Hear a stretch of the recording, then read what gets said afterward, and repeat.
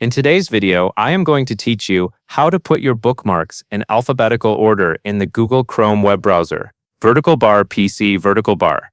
To begin, open Google Chrome on your PC. Make sure the browser is fully open and ready to use before moving on. Once Chrome is open, go to the Bookmark Manager. This is where you can view and organize all of your saved bookmarks and folders in one place. After the Bookmark Manager opens, look over to the left sidebar. You will see your bookmark folders listed there. Select the folder that you want to sort. This part is important because Chrome sorts bookmarks one folder at a time. After choosing the correct folder from the left sidebar, move your attention to the top right corner of the Bookmark Manager. Click the three-dot menu icon.